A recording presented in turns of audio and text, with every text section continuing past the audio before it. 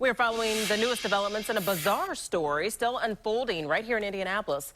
It involves the theft and sale of brain tissue from patients who once lived at the old Central State Hospital.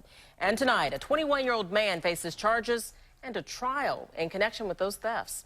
Our TV6 reporter Jack Reinhardt is live in the newsroom with this story. Jack?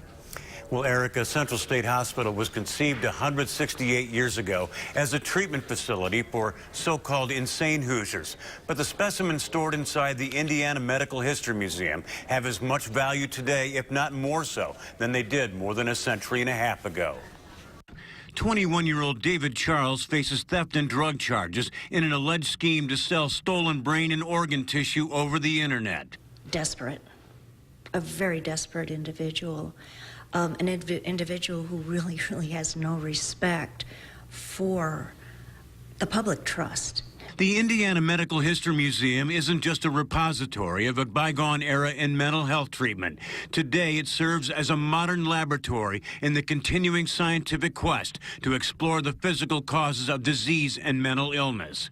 Anything that came out of an autopsy is traceable back to the autopsy records, which also include the diagnosis of the patient.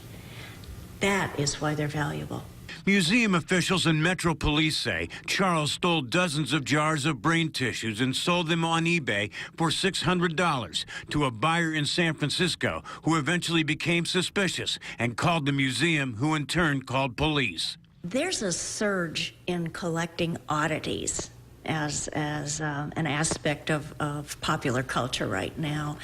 The television show Oddities, I think, has spurred on this trend.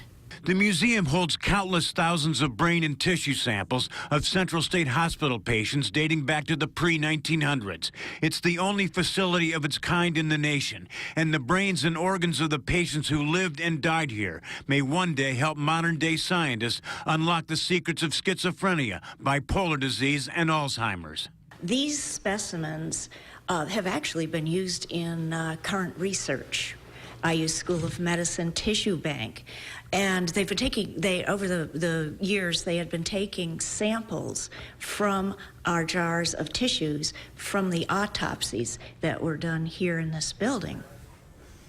Now, Metro Police arrested Charles last month during a sting operation when he allegedly tried to sell another 48 jars of brain and organ tissue to undercover officers. The museum is conducting an audit to determine the extent of the loss. Charles is due in court later this month. Live in the newsroom, Jack Reinhardt, RTV6.